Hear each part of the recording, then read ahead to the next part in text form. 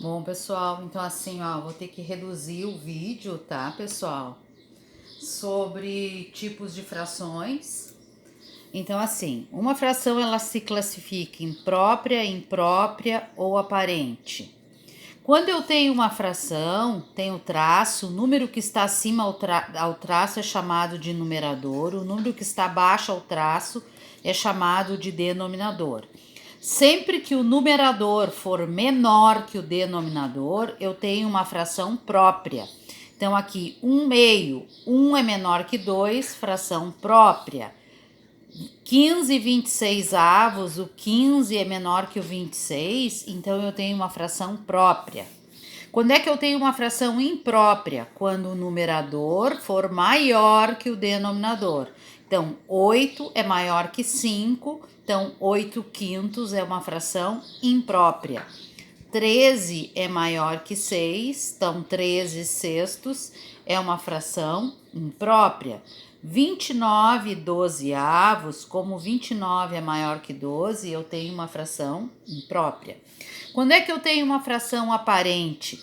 Quando o numerador é divisível pelo denominador, ou melhor, quando o numerador é um múltiplo do denominador. O número ele é divisível se ele for múltiplo.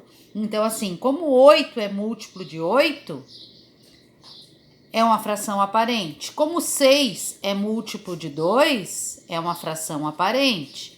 Como 10 é múltiplo de 5, 10/5 é uma fração aparente, certo? Então, ser divisível por é ser múltiplo de. Então, um número, para ser divisível do outro, ele tem que ser múltiplo daquele número, certo, pessoal? E aí, assim, ó, aqui então, revisando, eu tenho fração própria, 1/2. 1 menor que 2, a representação é uma fração própria.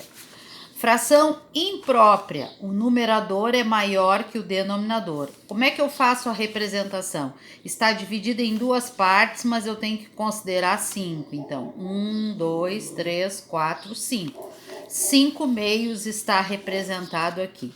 Notem, aqui eu tenho 2/2, mais 2/2, mais 1/2, que resulta em 5/2. Outra coisa, quando o numerador é igual ao denominador, eu tenho um inteiro. Então, aqui eu tenho um único inteiro. Aqui, 2/2. 2 dividido por 2 também me dá um inteiro. E aqui eu tenho a fração. Para mim representar esse número na forma mista, então eu somo a parte inteira. Quem é a parte inteira? 1 inteiro mais 1 inteiro vai dar 2 inteiros, mais a parte fracionária, que é 1/2, certo? E quando é que eu tenho uma fração aparente? Quando o numerador é múltiplo do denominador. 4 dá para dividir por 2, que dá 2, né? Divisão dá um número natural, então é uma fração aparente. A representação, então, 4/2 está dividido em 2, eu tenho que considerar 4. 1, 2, 3, 4.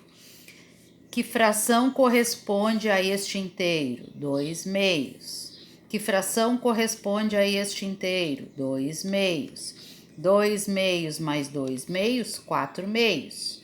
Só que 2/2 corresponde a um inteiro.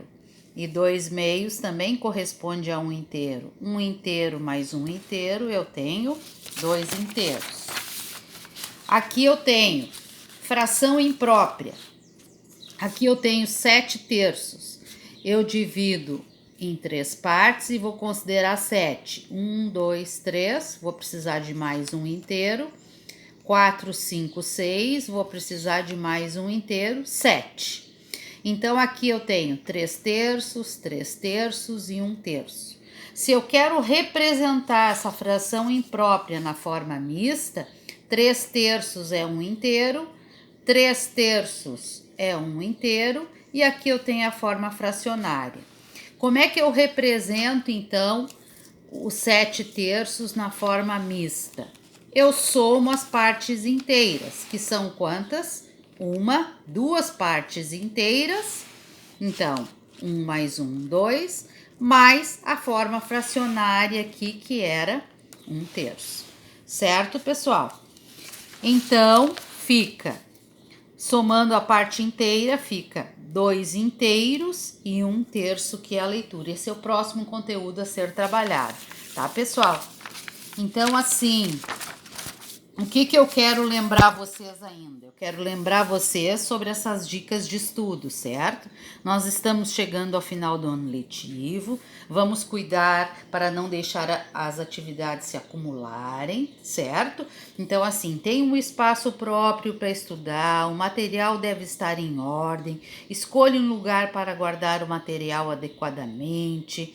Brinque, dance, jogue, participe, pratique esportes, escolha hábitos saudáveis, estabeleça horário para seus estudos, crie o hábito de estudar todos os dias. Vocês sabem que é um dia por semana, tem 1, 2 ou 3 matérias conforme o dia da semana. Consulte o Google para tirar as dúvidas, certo? O Google, vocês chegam lá e uma dúvida sobre fração, fração equivalente, o que é fração imprópria. Vocês, né, também tem que buscar esses artifícios que vocês têm, tá? Participe das atividades propostas por sua escola, pelos professores, tá?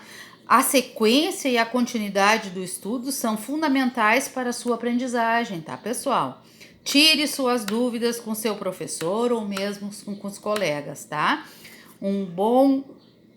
Uma boa semana para vocês, e qualquer coisa a professora está aqui à disposição, tá, queridos? Um beijo.